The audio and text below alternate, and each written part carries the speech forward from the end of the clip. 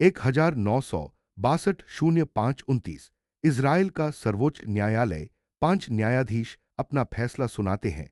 Adolf आइशमन, नरसंहार का mastermind, 60 lakh यहूदियों का हत्यारा, वह व्यक्ति जिसने निर्वासन को एक जानलेवा फैक्ट्री में बदल दिया, उसकी अपील खारिज कर दी गई। केवल 2 दिन शेष हैं। क्या आपको लगता है कि आप बुराई को समझते हैं?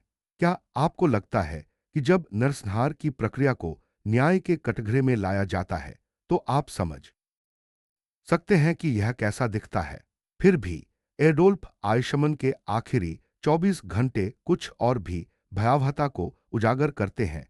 एक ऐसा व्यक्ति जिसने अपने गले में फंदा कसने के बावजूद अपने पीड़ितों की मानवता को कभी स्वीकार नहीं किया। 60 लाख लोगों के व्यवस्थित विनाश की योजना बनाने के लिए एक बार भी पछतावा नहीं जताया। घड़ी 23 घंटे 58 मिनट की उल्टी गिनती कर रही है, जब तक कि जाल का दरवाजा नहीं खुल जाता। अगर आपको इस तरह के प्रलेखित इतिहास की सराहना है तो सदस्यता लें। यह हमारे काम का समर्थन करने का सबसे प्रभावी माध्यम है। साथ ही कृपया साझा करें कि आप किस शहर से सुन रहे हैं। 29 मई 1962, रामला जेल, सेल ब्लॉक 7, दूसरी मंजिल। 56 वर्षीय एडोल्फ ओट्टो आइशमन गंजे और दुबले पतले अपनी खाट पर आराम कर रहे हैं। वह व्यक्ति जिसने केवल 56 दिनों में 440,000 हंगेरियन यहूदियों को ऑशविट्ज निर्वासित करने की योजना बनाई थी, आज उन्हें पता चलता है कि उनका फैसला तय हो चुका है। सुप्रीम कोर्ट के अध्यक्ष यित्ज़हाक ओलशन, न्यायाधीश शिमोन अग्रनाट, मोशे जिलबर्ग, जोएल जुस्मान और अल्फ्रेड विटकान की उपस्थिति में फैसला पढ़ते हैं। इन पांचों लोगों ने 15 आपराधिक आरोपों के लिए सबूतों के हर टुकड़े की महीनों तक जांच की थी। मानवता के विरुद्ध अपराध, युद्ध अपराध, यहूदी लोगों के विरुद्ध अपराध, हर आरोप को बरकरार रखा गया और मौत की सजा की पुष्टि की गई। यह खबर शाम 4:17 बजे रामला जेल पहुंचती है। वार्डन अब्राहम मिर्चवी यह भयावह खबर सुनाने के लिए गलियारे से गुजरते हैं। आइशमन के लिए 22 पहरेदार नियुक्त किए गए। सभी सेफर्डिक यहूदी सावधानी से चुने गए। अश्केनाजी पहरेदारों को अनुमति नहीं थी, क्योंकि उनके हथियारों पर नंबर लिखे होते थे और जो उसके भरे हुए शिविरों में अपने परिवार खो चुके थे, उनमें से एक 26 वर्षीय पहरेदार शाह लोम नागर भी था, जो यमन में पैदा हुआ था और 6 महीने तक आइशमन की कोठरी के बाहर तैनात रहा। वह उसे देखता था, उसे खाना खिलाता था, यह सुनिश्चित करने के लिए उसके खाने को चखता था कि उसमें जहर न हो, और जब वह न्याय को सही ठहराते हुए अपने संस्मरण लिखता था तो वह सुनता था। आइशमन ने अपने कर्मों पर कभी पछतावा या स्वीकारोक्ति व्यक्त नहीं की। मिर्चवी ने सलाखों के पीछे से उसे सूचित किया कि उसकी अपील स्वीकार कर दी गई है और फांसी तय है। कागजों से नजरें हटाते हुए, बिना किसी भावना या भय के, आइशमन समय के बारे में पूछता है। जल्द ही उत्तर था, जिससे मौत की तैयारियों का दौर शुरू हो गया। 300 किलोमीटर उत्तर में पेटाचटिक्वा में पिंचिस सेक्लिकोव्स्की नाम का एक आदमी अपने श्मशान कारखाने में अकेले मेहनत करता है। उसका पूरा परिवार नाजियों द्वारा खत्म कर दिया गया था। अब वह एक ऐसी भट्टी बना रहा है जो इस दुनिया से एडोल्फ आइशमन का नामोनिशान मिटा देगी। 1800 डिग्री सेल्सियस, इतना गर्म कि हड्डी राख में बदल जाए और कुछ भी न बचे। सेक्लिकोव्स्की अपने कर्मचारियों को बताता है कि यह मछली का ही हड्डियों से बनी एक इलाट फैक्ट्री के लिए एक अनोखा ऑर्डर है। वह इसे औद्योगिक अपशिष्ट कहता है। झूठ उसके मुंह से सहजता से निकल जाता है। कुछ धोखे अनमोल होते हैं। सजा के तामील होने में 24 घंटे बाद की है। न्याय तंत्र उसी सावधानी से काम कर रहा है जैसे आइशमन ने कभी हत्याओं की योजना बनाई थी। हर विवरण सोच समझकर लिखा गया है, हर संभावना का ध्यान रखा गया है। कुछ भी संयोग पर नहीं छोड़ा गया है सा। तभी कोठरी में आयकमन लगातार लिख रहा है, अपने संस्मरण, अपने बहाने, आदेशों का पालन करने के बारे में, स्वार्थी मनगढ़ंत कहानियों के अनगिनत पन्ने, एक विशाल तंत्र का एक महत्वहीन हिस्सा होने के बारे में, वही झूठ जो उसने पुलिस कप्तान अवनर लेस से 275 घंटे की पूछताछ के दौरान गढ़े थे। 3564 पन्नों की प्रतिलिपि, 9 महीने की पूछताछ, और फिर भी आयखमन इस बात पर अड़ा रहा कि वह सिर्फ एक परिवहन व्यवस्थापक, एक रसद विशेषज्ञ और अपने कर्तव्यों का पालन करने वाला एक सरकारी कर्मचारी था। 1933 में बर्लिन से भागे यहूदी शरणार्थी अवनर लेस की समझ कुछ और ही थी। एक के बाद एक दस्तावेज आयखमन की महत्वपूर्ण भूमिका को दर्शाते थे। 20 जनवरी 1942 का बोन्जी प्रोटोकॉल, जिसमें आयखमन ने अंतिम समाधान की योजना बनाई थी, निर्वासन के आदेश जिन पर उसके हस्ताक्षर थे, परिवहन कार्यक्रम जिन्हें उसने स्वयं अधिकृत तक किया था, बचे हुए लोगों की गवाही जिसमें तत्काल मृत्युदंड के लिए उसके द्वारा चुने गए पीड़ितों का विवरण था। मैंने कभी किसी की हत्या नहीं की, आयखमन ने पूछताछ के दौरान लेस से कहा। मैंने कभी किसी यहूदी को व्यक्तिगत रूप से चोट नहीं पहुंचाई। लेस और दस्तावेज और हस्ताक्षर और झूठ का पर्दाफाश करता, आपने ही ऑशविट्ज में उनके निर्वासन की व्यवस्था की थी। लेस ने जवाब दिया, आप जानते थे कि ऑशविट्ज क्या दर्शाता है, मैं तो बस आदेशों का पालन कर रहा था। आयखमन ने जवाब दिया, हमेशा नौकरशाह के तर्क का बचाव करते हुए, यहां तक कि जब मौत 24 घंटे दूर थी, तब भी आयकमन अपनी झूठी कहानी पर अड़ा रहा। पूर्णविराम।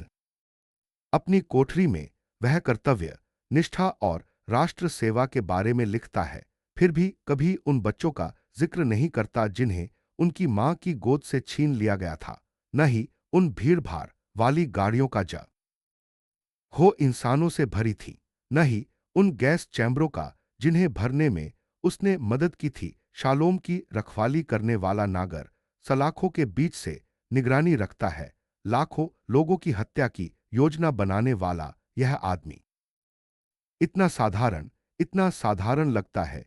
बुराई ऐसा रोजमर्रा का चेहरा कैसे धारण कर सकती है। 19 घंटों में तंदूर कड़ी सुरक्षा के बीच रामला जेल पहुंचता है सेना का ट्रक। सैन्य अनुरक्षण गुप्त तैयारियों अनुस्वर के लिए सड़कों की घेराबंदी कर दी जाती है। दुनिया भर में नवनाजी समर्थकों ने धमकियां जारी की हैं। मौत की धमकियां रोज आती रहती हैं। इजरायली सरकार कोई जोखिम नहीं उठाती। जेल के अंदर फांसी का तख्ता बनाया गया है, खास तौर पर बनाया गया। सावधानीपूर्वक माप के साथ रस्सी का बार बार परीक्षण किया जाता है और जाल के दरवाजे की व्यवस्था को कई बार जांचा जाता है। मृत्यु में भी आयखमन के साथ नौकरशाही की सटीकता से व्यवहार किया जाएगा, वही ठंडी दक्षता जो उसने कभी नरसंहार के लिए इस्तेमाल की थी। फांसी से 18 घंटे पहले आयखमन एक पादरी से मिलने का अनुरोध करता है। अपराध बोध या शाताप से नहीं, बल्कि आदतन अंतिम संस्कार की व्यवस्था उसकी व्यवस्था को भाती है। सब कुछ अपनी जगह पर, हर प्रोटोकॉल का सख्ती से पालन किया जाता है। फादर विलियम हल, एक कनाडाई पादरी, जेल पहुंचते हैं। वे उन 4 पत्रकारों में से एक हैं जिन्हें फांसी की सजा देखने की अनुमति दी गई है। फिर भी सबसे पहले वे उस व्यक्ति को आध्यात्मिक सांत्वना देते हैं जिसने यूरोपीय यहूदी बच्चों की हत्या को व्यवस्थित रूप से अंजाम दिया था। हल पूछते हैं, क्या तुम कुछ कबूल करना चाहते हो? आयखमन एक पल के लिए चुप हो जाते हैं।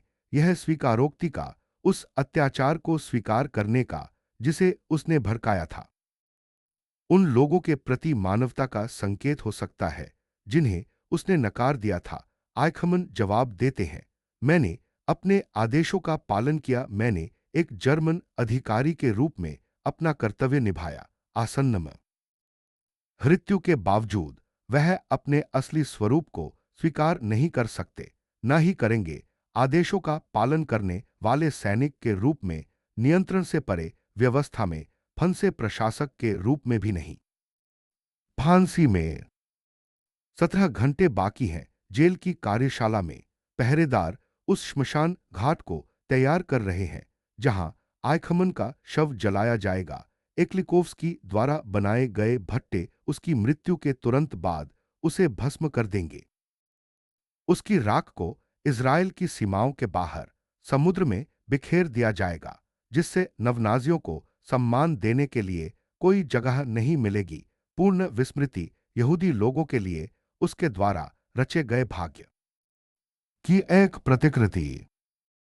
फांसी से पहले 16 घंटे बाकी थे। आयकमन की पत्नी वेरा अप्रैल के अंत में उससे आखिरी बार मिलने आई थी। अर्जेंटीना से यरूशलेम के लिए उड़ान भरते हुए वह उसे आखिरी बार देखना चाहती थी। पूर्णविराम वे सलाखों के पीछे से बातचीत करते रहे। वह रोती रही, लेकिन आयकमन शांतचित्त रहे।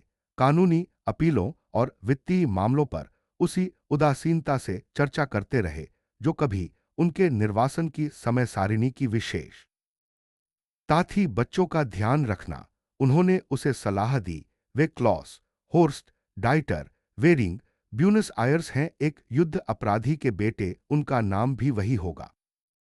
अपनी फांसी से 15 घंटे पहले आयखमन ने इजरायली राष्ट्रपति yitzhak बेनजवी से दया की एक भावुक अपील की। उसके हस्तलिखित पत्र में इस बात का पश्चाताप व्यक्त किया गया है कि वह उन भयानक कृत्यों के दौरान जिनमें उसने मदद की थी, स्वयं एक नेता न होकर नेताओं के हाथों का एक साधन मात्र था। हालांकि 10 लाख से ज्यादा यहूदियों को मृत्यु शिविरों में निर्वासित करने में उसकी भूमिका और बच्चों, बुजुर्गों और परिवारों की सुनियोजित हत्या के लिए अन्य नाजी अधिकारियों के साथ उसके समन्वय को देखते हुए बेनजवी ने सजा में किसी भी तरह की क्षमा या रियायत से तुरंत इनकार कर दिया। जैसे जैसे फांसी नजदीक आती है, इजरायली कैबिनेट एक आपातकालीन सत्र बुलाती है।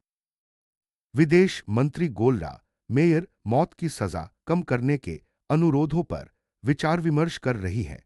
दुनिया भर से क्षमादान और न्याय की वकालत करते हुए पत्र व्यवहार की बाढ़ आ गई है। पूर्णविराम निर्णय सर्वसम्मति पर आधारित है।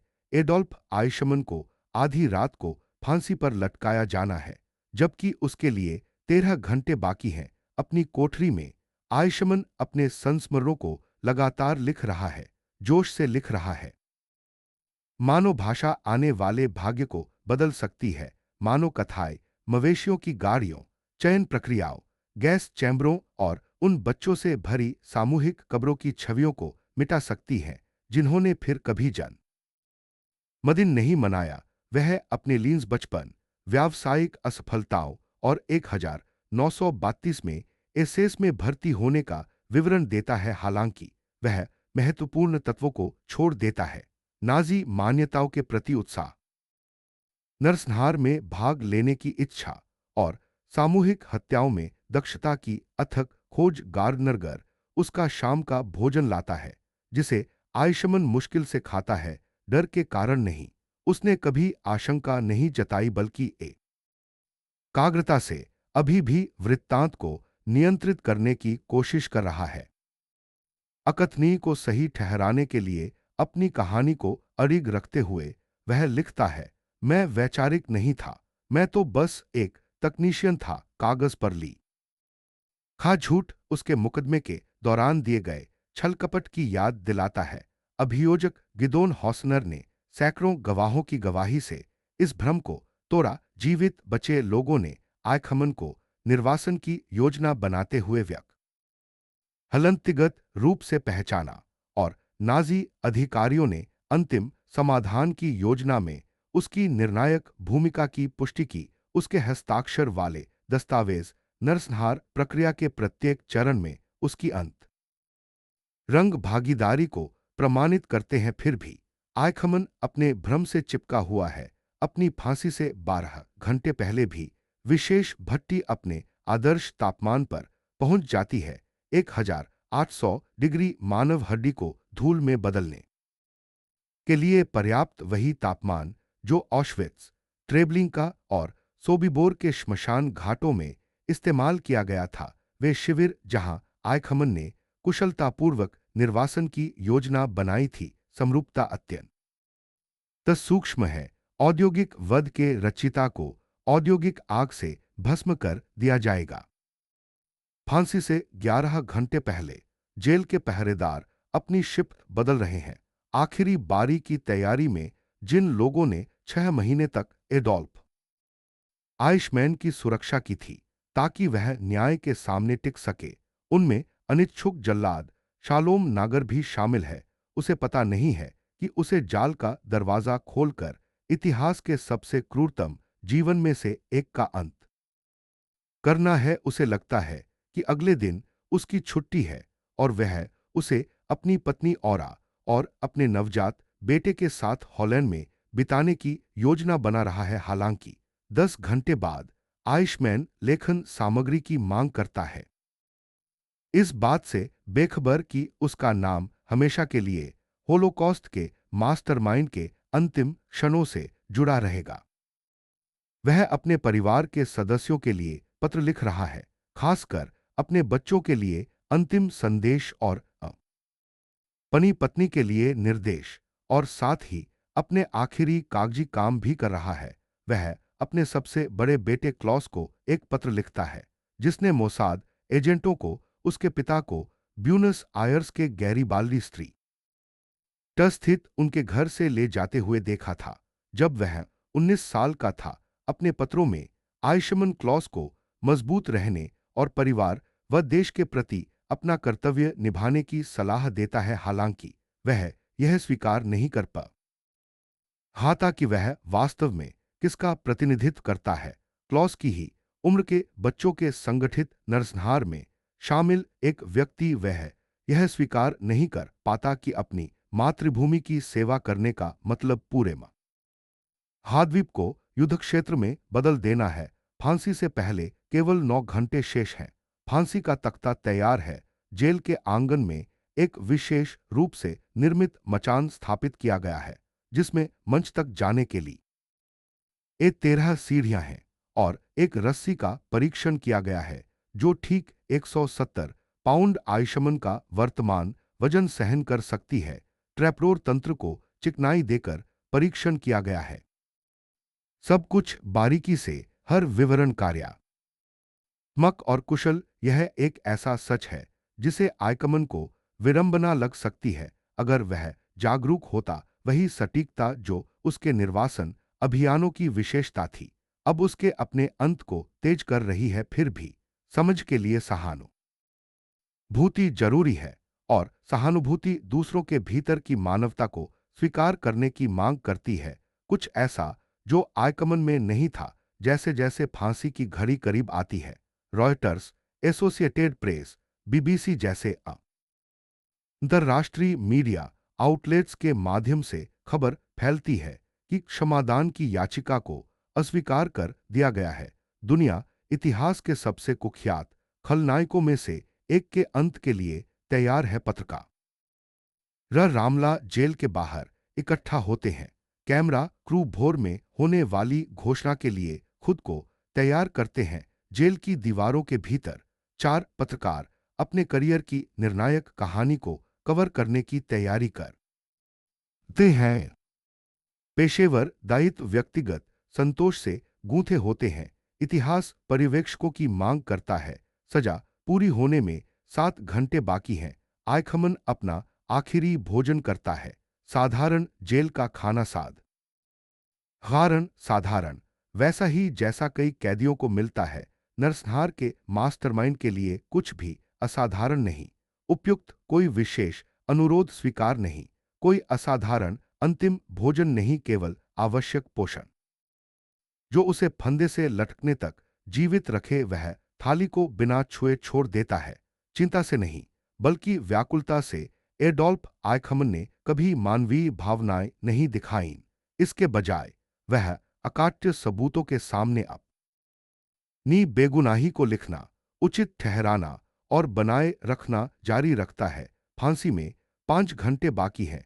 ज़ेक्लिकोव्स्की के डिजाइन के तहत निर्दिष्ट दाह संस्कार भट्ठी अपनी अधिकतम क्षमता तक पहुंच जाती है। आयखमन की मृत्यु के समय उसके भौतिक अस्तित्व का हर अवशेष राख में बदल जाएगा, इज़राइल की क्षेत्रीय सीमाओं से परे बिखर जाएगा।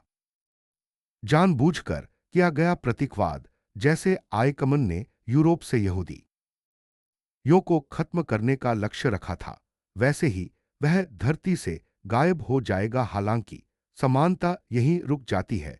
उसके शिकार निर्दोष थे, उनकी विरासत का सम्मान किया जाता है। उनके निधन पर आने वाली अनगिनत पीढ़ियों ने शोक मनाया। आयकमन के अंत को इतिहास के सबसे अशुभ अध्याय के समापन के रूप में देखा जाएगा। फांसी तक 5 घंटे बाकी हैं। जेल में सन्नाटा छा जाता है। नियमित गतिविधियां रुक जाती हैं। सभी की निगाहें इजरायली आपराधिक न्याय की सबसे महत्वपूर्ण घटना पर, देश के छोटे से कार्यकाल में पहली और एकमात्र फांसी, खून में उकेरी गई एक मिसाल, जो किए गए भयावह कृत्यों द्वारा अनुमोदित है। पूर्णविराम सेल नंबर 7 में आयकमन अपने संस्मरणों को पढ़ता है, एक के बाद एक पृष्ठ आत्मौचित्यपूर्ण मनगढ़ंत कहानियों से भरे हुए हैं। युद्ध की मशीनरी में फंसे एक गलत नौकार शाह की कहानी, एक दयनीय व्यक्ति निर्णायक सबूतों के कारण सब कुछ दिन की तरह स्पष्ट है। उसके हस्ताक्षर वाले दस्तावेज निर्वासन की समय सारिणी को मंजूरी देते हैं। गवाहों के बयान नरसंहार में उसकी उत्सुकता से भागीदारी का विवरण देते हैं। बचे लोग चयन स्थलों पर उसकी उपस्थिति का वर्णन करते हैं। तुरंत निर्णय लिया जाता है कि कौन बचेगा और कौन नहीं। समाप्ति से 4 घंटे पहले शालोम नागर होलोन की ओर जाता है, जहां उसे लगता है कि उसे नियमित रूप से रात की छुट्टी मिलती है। वह अपनी पत्नी और नवजात बेटे के साथ अपने शांतिपूर्ण पड़ोस में टहलता है। उसे पता भी नहीं होता कि कुछ ही घंटों में एक पुलिस वैन अचानक उसके पास आकर रुकती है और गंभीर जिम्मेदारी के एक पल में उसकी जिंदगी हमेशा के लिए बदल देती है। मुख्य वार्डन अवराम मिर्चवी जानता है कि क्या होने वाला है। ड्राइंग हो चुकी है, भोर तक फैसला हो चुका है। 22 गार्डों में से एक को एडोल्फ इचमैन के अस्तित्व को समाप्त करने का भार उठाना होगा। नियुक्त जल्लाद अनजान रहता है, क्योंकि रहस्य को अंतिम क्षण तक बनाए रखना होता है। फांसी से 90 मिनट पहल हे इजरायली सरकार पर अंतर्राष्ट्रीय फोन कॉलों की बार आ गई है, जो उन देशों से क्षमादान और कूटनीतिक दबाव की गुहार लगा रही हैं, जो अपने युद्ध अपराधियों को फांसी पर लटकते हुए देखने को तैयार न हीन है। कुछ लोग इस तमाशे को देखकर बेचैन हो रहे हैं, जबकि कुछ लोग इस अंतिम परिणाम से परेशान हैं। हालांकि प्रधानमंत्री डेविड बेन गुरियन का रूह अब भी अडिग है। एडोल्फ आइशमन ने 60 लाख यहूदी होन के सुनियोजित कत्लेआम की योजना बनाई और 9 महीने की पूछताछ के दौरान उसे जरा भी पछतावा नहीं हुआ।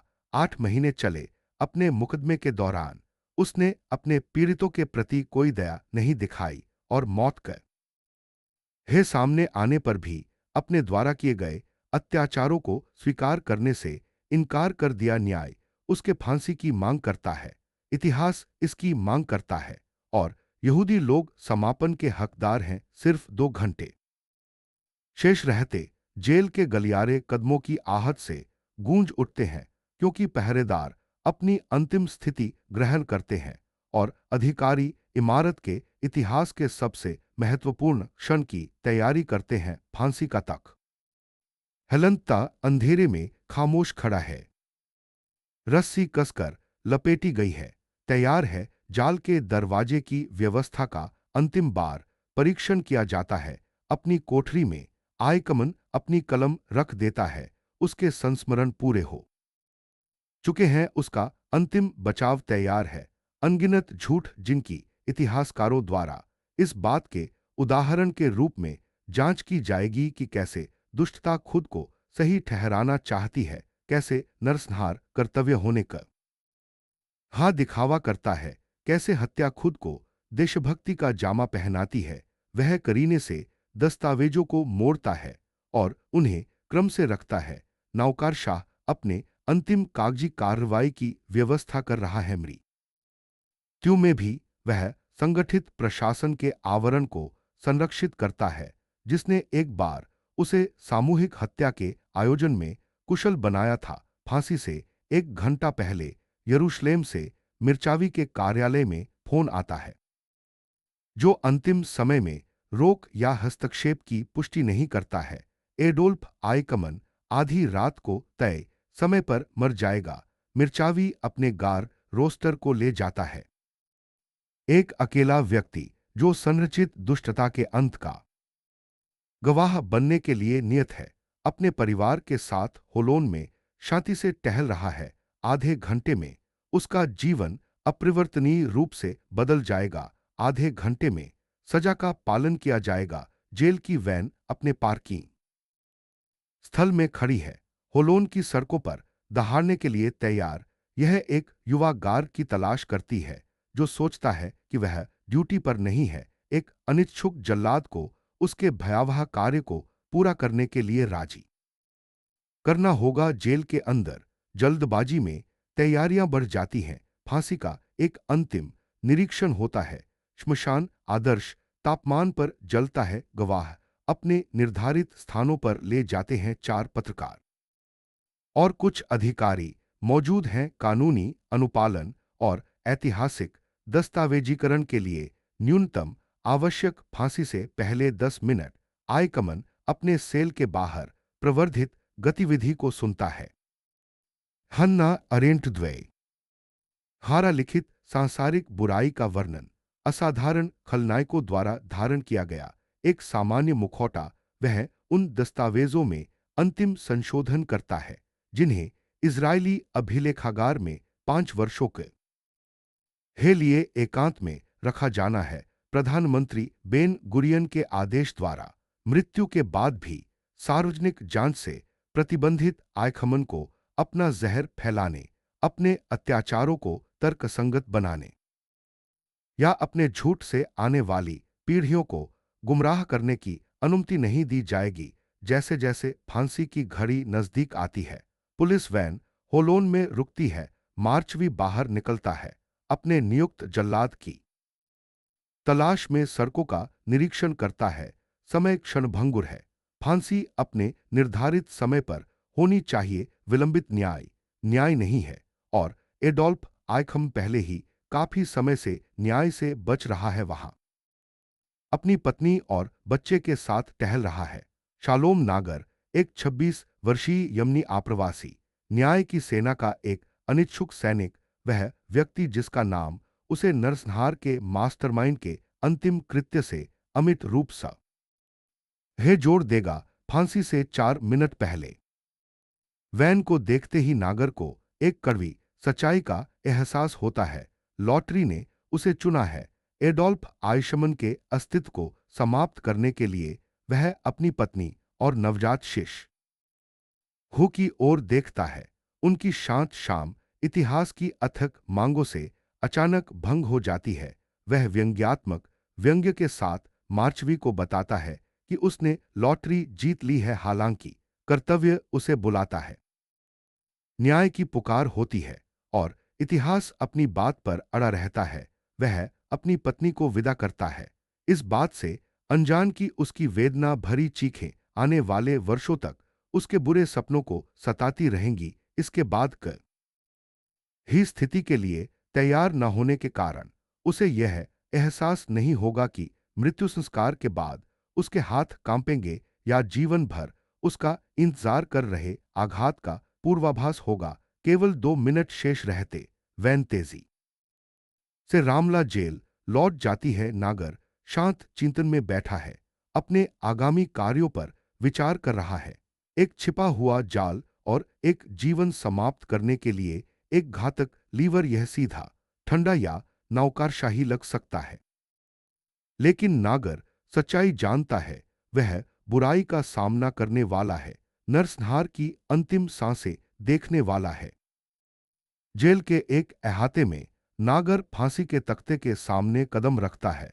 एडोल्फ आइशमन की फांसी से ठीक मिनट पहले एडोल्फ आइशमन वह शख्स था जिसने हत्या का औद्योगिकीकरण किया, सुनिश्चित किया कि मौत की ट्रेनें समय पर चले और नफरत के सदियों पुराने अपराध में जर्मन सटीकता का इस्तेमाल किया। नियम हाय की मशीनरी खुद को बड़ी सावधानी से तैयार करती है। जैसे जैसे आधी रात करीब आती है और आयशमन के आखिरी पल बीतते जाते हैं, मौत की योजना बनाने में आयशमन के खुद के बारीक ध्यान की याद ताजा होती है। साथ हीन कोठरी में वह कदमों की आहट सुनता है, फांसी के तख्ते की ओर उसके कदम, आखिरी शब्दों, उसके गले में कसते फंदे और उसके नीचे के जाल के दरवाजे के खुलने को जानता है, जो 56 साल के उस अस्तित्व के अंत का संकेत देता है जिसने यहूदियों के व्यवस्थित विनाश को देखा था, जिन्होंने पैदा होने के अलावा कुछ नहीं किया था। केवल 30 सेकंड शेष रहते कोठरी का दरवाजा खुल जाता है। पहरेदार प्रवेश करते हैं, अंतिम यात्रा का संकेत देते हुए। कोई देर से पश्चाताप नहीं, कोई गलत कामों की स्वीकृति नहीं, पीड़ितों की कोई चिंता नहीं। एडोल्फ आइशमन अपने अंत को वैसे ही प्राप्त करेगा जैसे उसने जिया था, अपनी धार्मिकता और कर्तव्य में दृढ़ विश्वास रखते हुए, अपनी कार्यकुशलता और नरसंहार के प्रति सेवा के प्रति अडिग वह खड़ा होता है, अपनी कमीज ठीक करता है और खुद को उसी प्रशासनिक शांति के साथ मौत का सामना करने के लिए तैयार करता है जो उसने कभी हत्याओं की व्यवस्था करते समय दिखाई थी। नरसंहार के पीछे का मास्टरमाइंड न्याय के साथ अपने अंतिम मुठभेड़ के करीब पहुंचता है। 31 मई 1962 की मध्यरात्रि को रामला जेल के फांसी कक्ष में आयशमन अंतिम गलियारे में चलता है। उसे फांसी से 13 सीढ़ियों के अंतर से अलग किया जाता है। यह स्पष्ट रूप से याद दिलाता है कि अनगिनत पीड़ित ऑशविट्ज जाने वाली मवेशी गाड़ियों में उतने ही कदम चढ़े थे। न्याय की भयानक समरूपता दोनों तरफ, पहरेदार उसके साथ हैं।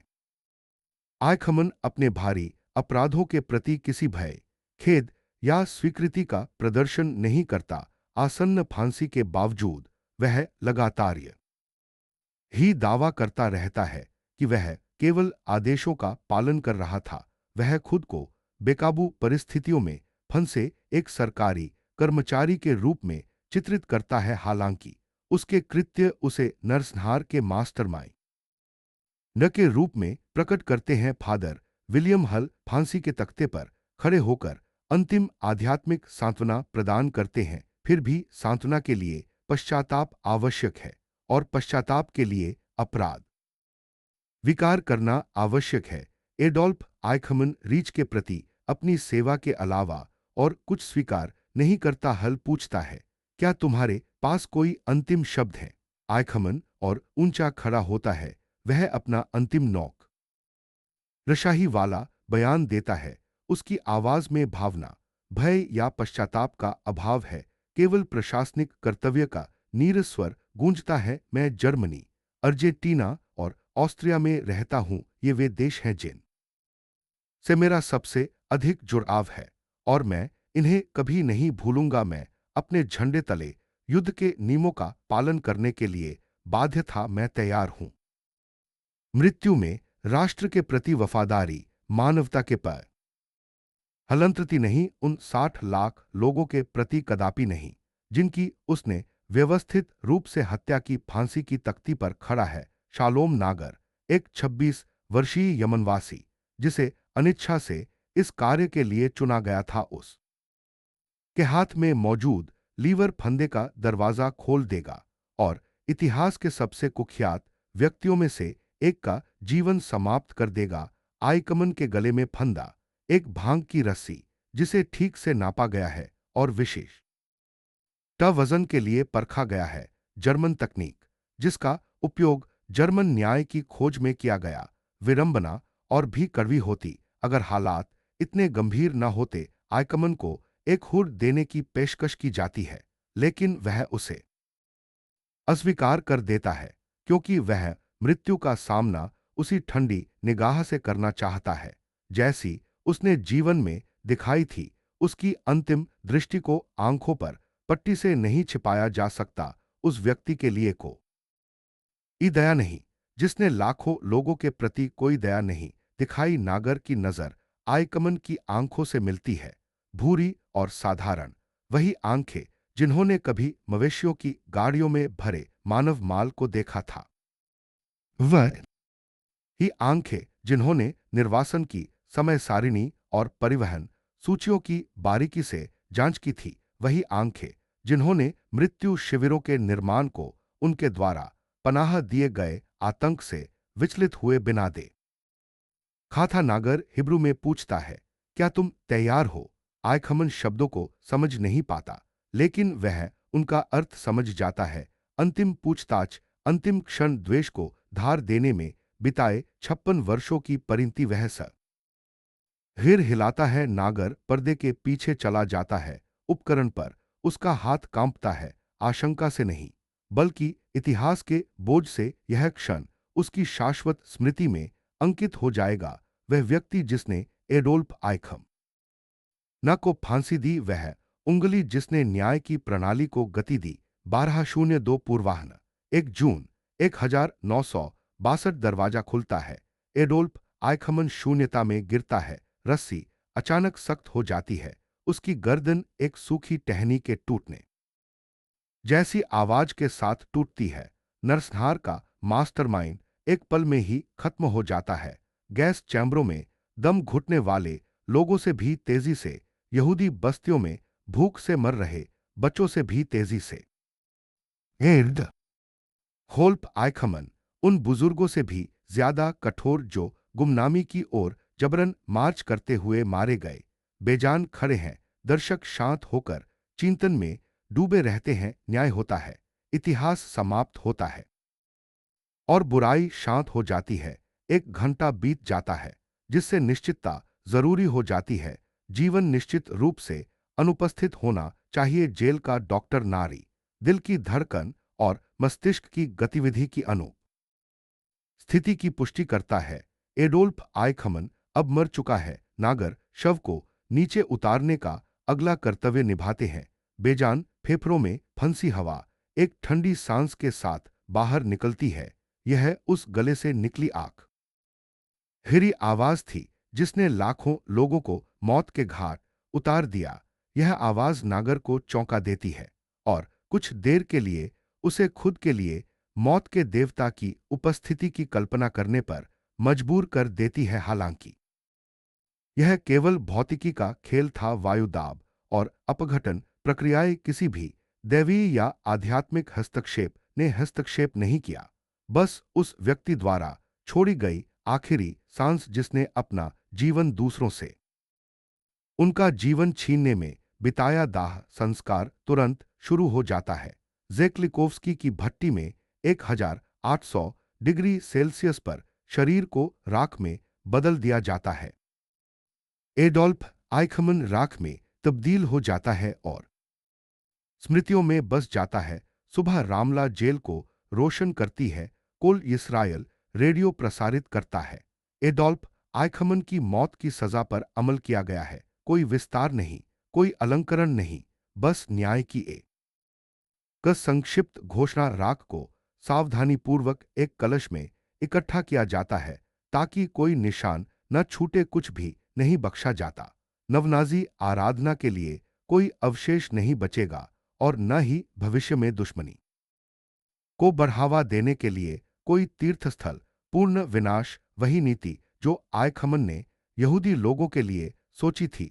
सूर्योदय से पहले एक पुलिस नाव जाफा बंदरगाह से रवाना होती है, जो इज़राइल के अधिकार क्षेत्र हलंत्र से बाहर अंतर्राष्ट्रीय जल क्षेत्र के लिए रवाना होती है।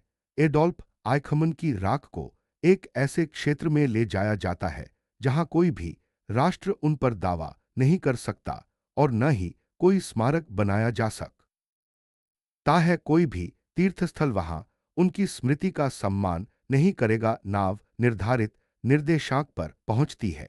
तट से 12 समुद्री मील दूर और कलश खोला जाता है जिसमें मुट्ठी भर धूसर धूल दिखाई देती है। इतिहास के सबसे भीषण नरसंहार का मास्टरमाइंड केवल एडोल्फ आइशमन ही बचा है। उसकी राख हवा के साथ बहती है, भूमध्य सागर में घुल जाती है, लहरों में डूब जाती है, फिर भी धरती से गायब हो जाती है, लेकिन उसक ही कहानी बिखरी राख के पार दशकों से आज तक महाद्वीपों में गूंजती हुई आज भी जिंदा है। उसकी फांसी अंतर्राष्ट्रीय कानून में एक मील का पत्थर है जो यह साबित करती है कि कोई भी अपराध न्याय के लिए बहुत पुराना नहीं है। कोई भी अपराधी इतना शक्तिशाली नहीं है कि उसे दंडित न किया जा सके, और कोई भी नरसंहार मानवीय न्यायालयों की पहुंच से बाहर नहीं है। मुकदमे के रिकॉर्ड पुस्तकालयों में भरे पड़े हैं। अनुस्वर अवनर लेस द्वारा पूछताछ के 3,564 पृष्ठ, 108 गवाहों की गवाही, आइशमन के हस्ताक्षर वाले 1,600 दस्तावेज, औद्योगिक पैमाने पर हत्याओं के व्यवस्थितकरण के प्रमाण, नाजी नरसंहार का अब तक संकलित एक व्यापक वेब। रन हन्ना अरेंट ने Eichmann in Jerusalem a report on the banality of evil लिखा है। शालोम नागर का विश्लेषण नरसंहार के बारे में वैश्विक दृष्टिकोण को बदल देता है। इसे राक्षसों के बजाय आम लोगों का परिणाम मानता है जो विवेक के बजाय विचारधारा से प्रेरित होते हैं, नौकरशाह हत्या को बढ़ावा देते हैं, प्रशासक पूर्वाग्रह को नीति में बदल देते हैं, और सरकारी कर्मचारी मानव जीवन को माल की तरह इस्तेमाल करते हैं। नागर दशकों तक इस आघात का बोझ ढोते हैं। उनकी नींद बुरे सपनों से बाधित होती है। आइखमन के मृत शरीर की छवि उन्हें सताती है और हवा के झोंकों की आवाज उन्हें डरा देती है। वह जेल सा हेवा से विदा लेते हैं, अपनी पयात और दाढ़ी बढ़ाते हैं, एक कोशेर कसाई और तलमूड के छात्र में बदल जाते हैं। आस्था उनके कर्तव्य प्रदत्त घावों को भरने में मदद करती है। 1992 में फांसी के 3 दशक बाद नागर पहली बार इजरायली रेडियो पर अपनी कहानी सुनाते हैं। अनिच्छुक जल्लाद अपनी चुप्पी तोड़ते हैं और 3 दशकों से छिपे हुए विवरणों का खुलासा करते हैं। वह आइखमन के अंतिम क्षणों, एक जीवन लेन है की पीड़ा और इतिहास के न्याय के साधन होने के बोझ को साझा करते हैं। नागर बाद की बातचीत में उस पर सौंपी गई महत्वपूर्ण जिम्मेदारी को स्वीकार करते हैं। ईश्वर हमें अमालेक का सफाया करने और इस हेश को याद रखने का निर्देश देता है। मैंने दोनों आदेशों का पालन किया है। जिस व्यक्ति ने न्याय की प्रक्रिया शुरू की वह नवंबर 2024 में 88 वर्ष की आयु में निधन हो गया। यह एक महत्वपूर्ण युग का अंत है। उनक हे जाने के साथ एडोल्फ आइखमन के अंतिम क्षणों की आखिरी जीवित कड़ी हमेशा के लिए समाप्त हो गई। फिर भी सबक कायम है, मिसाल कायम है। रामला जेल में स्थापित सिद्धांत अंतर्राष्ट्रीय अदालतों, युद्ध अपराध न्यायाधिकरणों और मानवाधिकार सुनवाई के माध्यम से गूंजता है। नरसंहार की कोई समाप्ति तिथि नहीं है।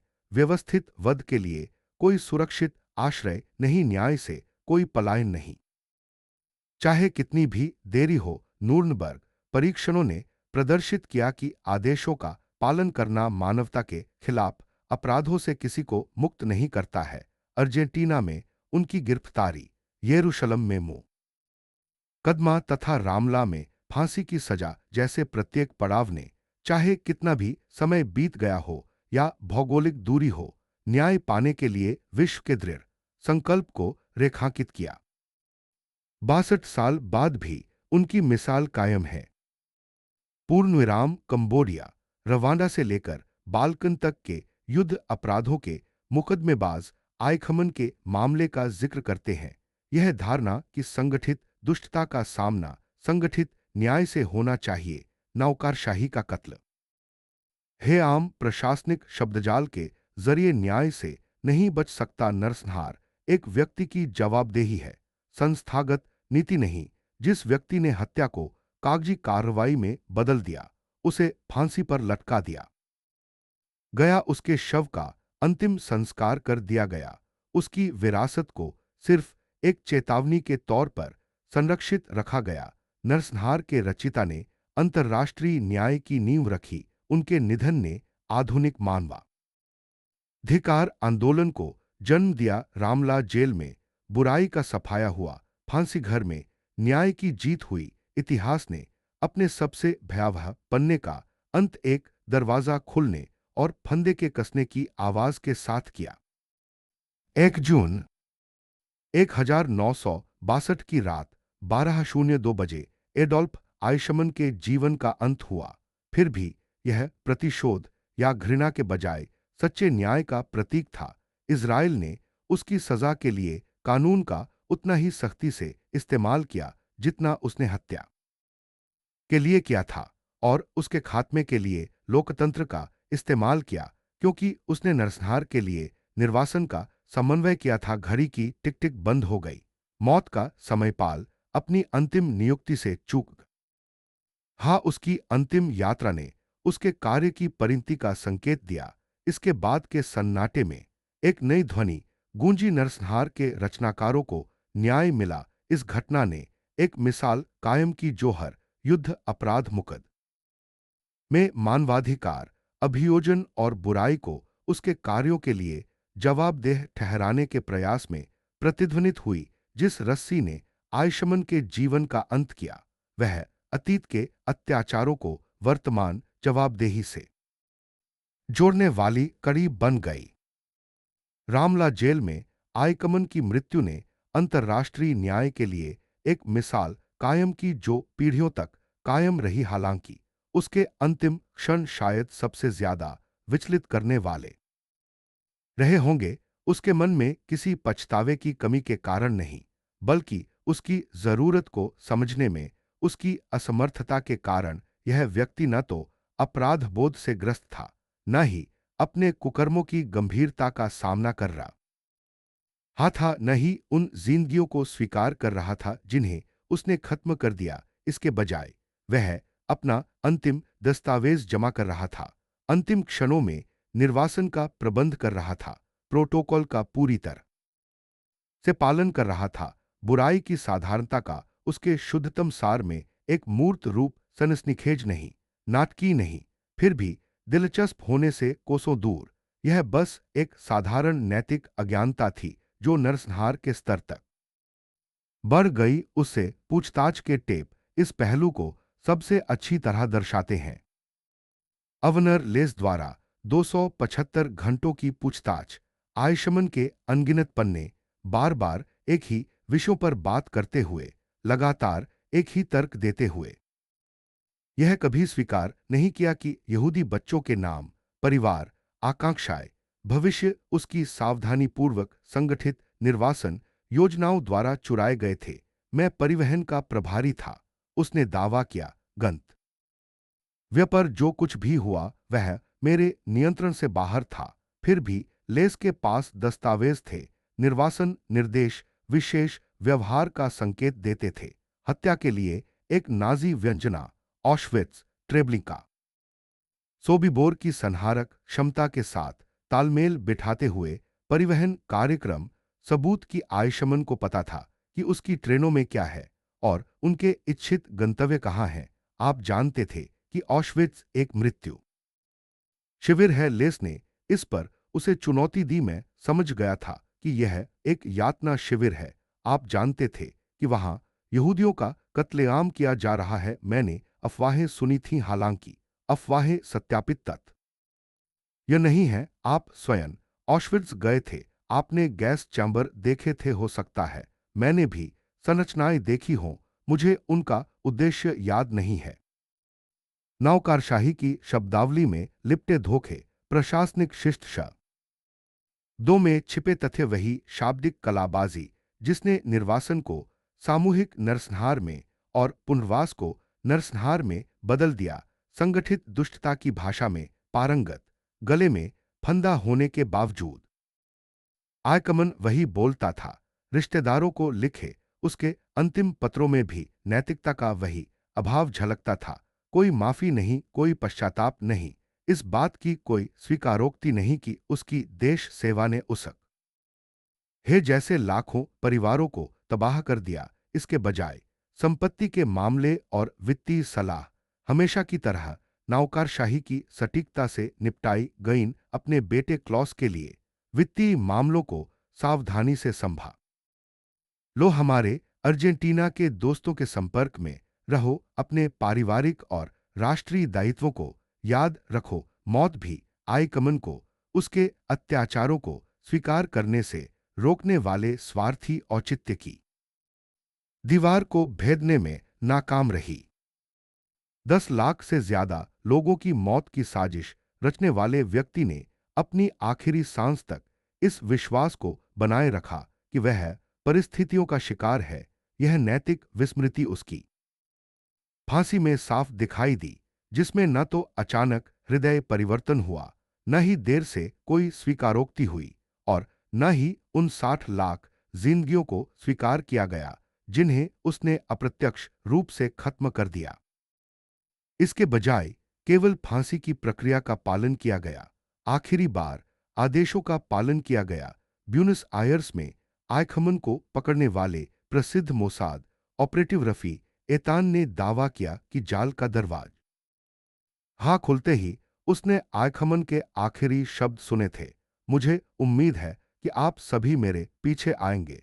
उसके आखिरी शब्द न तो पश्चाताप के थे, न ही न्याय की स्वीकृति के, बल्कि द्वेष की अंतिम अभिव्यक्ति थे, जिसमें उसने अपने जल्लादों के लिए मौत की कामना की थी। एक ऐसे व्यक्ति के आखिरी शब्द जो यह मानता रहा कि यहूदियों को मौत की सजा मिलनी चाहिए। दाह संस्कार अत्यंत सावधानी से जर्मन कुशलता से की हा गया, यह सुनिश्चित करते हुए कि हर हड्डी का टुकड़ा इकट्ठा किया गया और राख के हर कण का हिसाब रखा गया।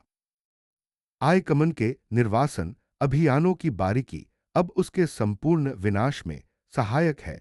नौकरशाही की को शलता से अंजाम दिया गया काव्यात्मक प्रतिशोध उसकी अस्थियों को ले जा रहा। जहाज भोर में अंतर्राष्ट्रीय जल में पहुंचता है। भूमध्य सागर का सूर्योदय समापन समारोह को रोशन करता है। कलश खोला जा ता है, राख के कण नमकीन हवा में बिखर जाते हैं। एडोल्फ आयकमन गुमनामी में विलीन हो जाता है। वही शून्य जो वह यूरोपीय न्याय व्यवस्थाओं में डालना चाहता था। हालांकि उसके पीड़ितों के विपरीत उस पर शोक नहीं मनाया जाता। उनके विपरीत उसका निधन दुख नहीं बल्कि समाधान लाता है। उनके विपरीत उसका खात्मा दुनिया को और अधिक दरिद्र नहीं बल्कि अधिक सुरक्षित बनाता है। रामला जेल की मिसाल कर ही विरासत इतिहास में गूंजती है। ऑगस्टो पिनोशे को लंदन से प्रत्यर्पण का सामना करना पड़ रहा है। स्लोबोदान मिलोसेविक पर हेग में मुकदमा चल रहा है। रवांडा के नरसंहारियों को अंतर्राष्ट्रीय अदालतों में उनके अपराधों के लिए जवाबदेह ठहराया जाता है। आयकमन के फांसी कक्ष से जन्मी यह अवधारणा कि कोई भी अपराधी न्याय की पहुंच से परे नहीं है, एक मौलिक कानून के रूप में स्थापित हो गई है। आधुनिक युद्ध अपराध अपनी जड़ें उन पूछताछ कक्षों में खोजते हुए जहां अवनर लेस ने एडोल्फ आइशमैन का सामना आपत्तिजनक कागजों के साथ किया था। अभियोजन पक्ष नरसंहार के मास्टरमाइंडों के खिलाफ मले गढ़ने का पर्याय बन गया है।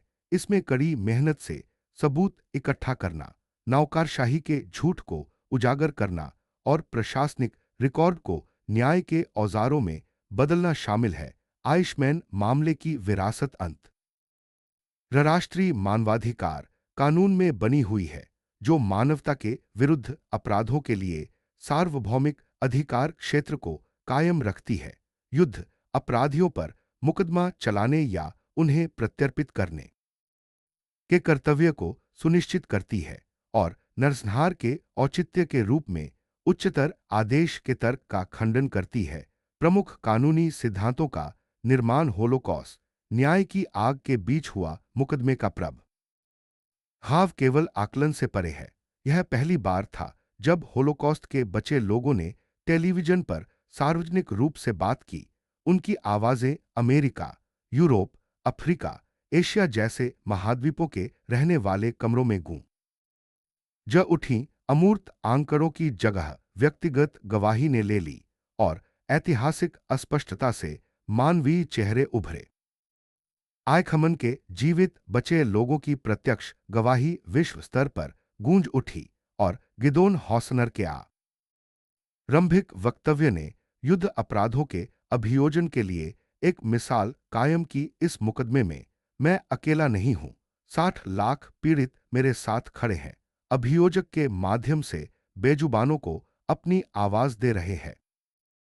अनुस्वर यह अदालत एक स्मारक के रूप में कार्य करती है और यह मुकदमा आने वाली पीढ़ियों के लिए एक शैक्षिक उपकरण के रूप में कार्य करता है, जिन्हें याद रखने का दायित्व सौंपा गया है। आयखमन मामले ने इस धारणा को पुष्ट किया कि नरसंहार केवल विशिष्ट व्यक्तियों के विरुद्ध अपराध नहीं है, यह समग्र रूप से मानवता पर आक्रमण करता है। मानव समूहों का उन्मूलन सभी प्रजातियों के लिए खतरा है। सभी को न्याय पाने का अधिकार है और प्रत्येक राष्ट्र के पास अभियोजन का अधिकार क्षेत्र है। द न्यूयॉर्कर के लिए हन्ना अरेंट के लेखों ने बुराई के सार पर दशकों से चली आ रही चर्चाओं को प्रज्वलित किया। क्या नरसंहार राक्षसी प्राणियों या सामान्य लोगों का परिणाम है? क्या युद्ध अपराधी स्वाभाविक रूप से दुष्ट होते हैं या अपने परिवेश से प्रभावित होते हैं? क्या नौकरशाही संरचनाएं सामान्य नागरिकों को अत्याचारों के वास्तुकारों में बदल सकती हैं? आयकमन की गवाही एक सामान्य गैर मनोरोगी व्यक्ति की ओर इशारा करती है, जिसका कोई हिंसक अतीत नहीं था और न ही कोई स्पष्ट नरसंहारी प्रवृत्ति थी। पूर्णविराम वह बस एक साधारण व्यक्ति था जिसने नाजी विचारधारा में महत्व पाया और हत्याओं का समन्वय करने में कुशलता पाई। औसत से राक्षसी में रूपांतरण संस्थागत दुष्टता के माध्यम से हुआ। इस रहस्योद्घ हाटन ने नरसंहारों के उद्भव के बारे में हमारे दृष्टिकोण को नया रूप दिया। यह घृणा का अचानक प्रकोप नहीं है, बल्कि हिंसा का क्रमिक नौकरशाहीकरण है जो अकल्पनीय को सामान्य बनाता है। ऐसी व्यवस्था बनाई जाती है जहां सामान्य लोग नैतिक सामान्यता की भावना को बनाए रखते हुए असाधारण बुराई में भाग ले सकते हैं। रामला जेल के प्रहरियों ने इसे प्रत्यक्ष रूप से होते देखा। आयकमन इतना इतना असाधारण, इतना सामान्य प्रतीत होता था, इतना साधारण नौकरशाह लाखों लोगों के कत्लेआम का मास्टरमाइंड कैसे हो सकता है? बुराई इतना जाना पहचाना रूप कैसे धारण कर सकती है? इसका समाधान अभी लेखों में निहित है। नरसंहार के कागजी कार्रवाई के निशान, निर्वासन आदेशों पर हस्ताक्षर, परिवहन कार्यक्रमों के अनुमोदन और विनाश शिविरों के साथ समन्वय द्वारा चिह्नित। जिम्मेदार व्यक्ति ने कभी बंदूक नहीं चलाई या गैस चैम्बर का संचालन नहीं किया, फिर भी प्रशासनिक दक्षता के माध्यम से यह सब संभव हुआ। शालोम नागर वर्षों तक इस तथ्य से जूझते रहे जिस व्यक्ति को उन्होंने मौत की सजा सुनाई थी, उसका उनके दिमाग के राक्षस से कोई समानता नहीं थी। कोई नुकीले दांत नहीं, कोई पंजे नहीं, दुष्टता के कोई स्पष्ट संकेत नहीं, बस एक औसत गंजा असाधारण व्यक्ति जो औद्योगिक पैमाने पर सामूहिक हत्या का आयोजन करता है। वह पूरी तरह से साफ था। नागर ने याद किया, हमेशा अपने हाथ धोते रहे, विनम्र, साधारण। कोई भी उसके अत्याचारों का अंदाजा नहीं लगा सकता। साधारणता सबसे डरावना पहलू था। यदि एडोल्फ आयखमन एक सामान्य उपस्थिति बनाए रखते हुए नरसंहार का प्रबंधन कर सकता था, समाज अपने संस्थानों को सामूहिक हत्याओं का औजार बनने से कैसे रोक सकते हैं? आयखमन के बाद के युग में यह एक गंभीर चिंता का विषय था। नरसंहार पर अध्ययन के नए क्षेत्र उभरे। बढ़ती हिंसा को पहचानने के लिए पूर्व चेतावनी प्रणालियां विकसित की गईं। नौकरशाही द्वारा हत्या होने से पहले कार्रवाई करने के लिए अंतरराष्ट्रीय निकाय स्थापित किए गए। संयुक्त राष्ट्र नरसंहार सम्मेलन, जिस पर 1948 में हस्ताक्षर किए गए थे और जिसे कई वर्षों तक व्यापक रूप से उपेक्षित रखा गया था, आइखमन के मुकदमे के बाद पुनः महत्व प्राप्त कर लिया। उसकी फांसी ने पहले से सैद्धांतिक कानूनी सिद्धांतों में नई जान फूंक दी। दुनिया ने नरसंहार को रोकने और दंडित करने की जिम्मेदारी को गंभीरता से लेना शुरू कर दिया। राष्ट्रीय आपराधिक कानून का तेजी से विस्तार हुआ। अंतर्राष्ट्रीय आपराधिक न्यायालय को युद्ध अपराधों, मानवता के विरुद्ध अपराधों और नरसंहार पर अधिकार प्राप्त हुआ। राष्ट्रीय न्यायालय होन ने अंतर्राष्ट्रीय अपराधों पर सार्वभौमिक अधिकार क्षेत्र का दावा किया। आइखमन के मुकदमे से उत्पन्न जवाबदेही ढांचा दुनिया भर में फैल गया। संभवतः सबसे महत्वपूर्ण प्रभाव शैक्षिक था। इस मुकदमे ने होलोकॉस्ट की घटनाओं का पहला व्यापक सार्वजनिक विवरण तैयार किया। सनसनीखेज चित्रण या अतिसरलीकृत कहानियों के बजाय इसने नौकरशाही प्रक्रियाओं, प्रशासनिक विकल्पों और परिवहन न व्यवस्था का सूक्ष्मता से दस्तावेजीकरण किया। नरसंहार की मशीनरी का सूक्ष्मता से खुलासा किया।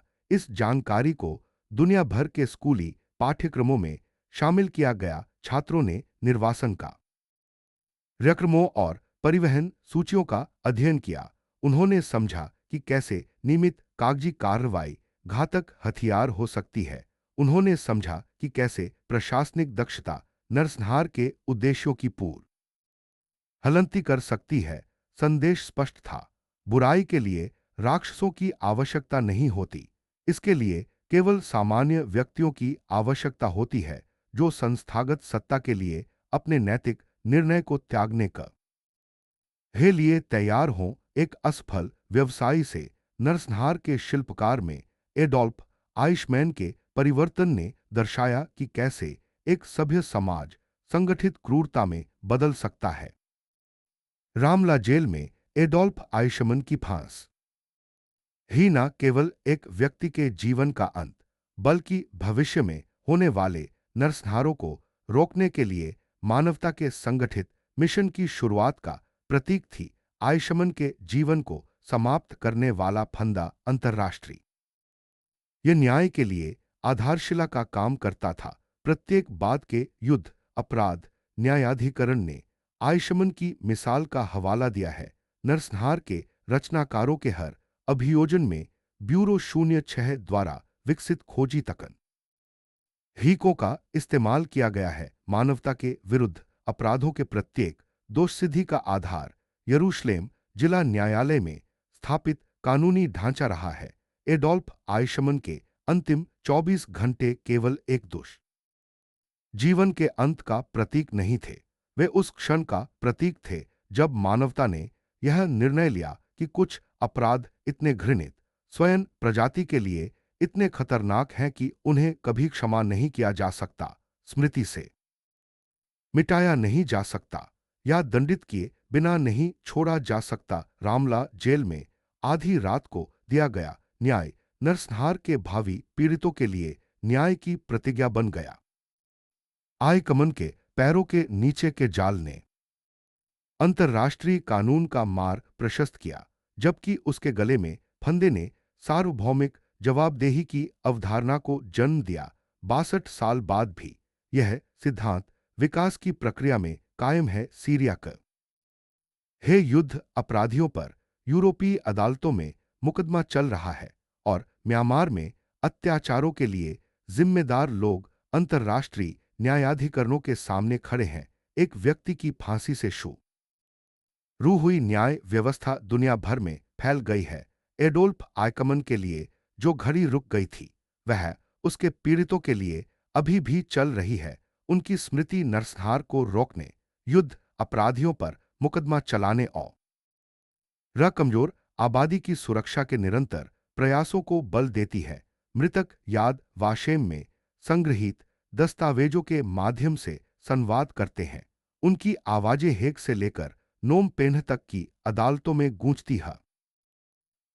आइशमैन के अंतिम क्षणों का अनावरण उनके निधन के बारे में नहीं, बल्कि मानव स्मृति और कानूनी मिसालों में उनके स्थायी अस्तित्व के बारे में था। अंतिम समाधान के पीछे का मास्टरमाइंड अंतर्रा श्री कानून की नींव में तब्दील हो गया। मृत्यु के प्रशासक ने जवाबदेही के लिए संस्थाओं को जन्म दिया। रामला जेल की आधी रात को एक जाल के दरवाजे के खुलने की गूंज, न्याय का अवतरण, दुष्टता का अंत। और इस आशा का जन्म की ऐसी दुष्टता को फिर कभी नौकरशाही द्वारा बढ़ावा नहीं दिया जाएगा।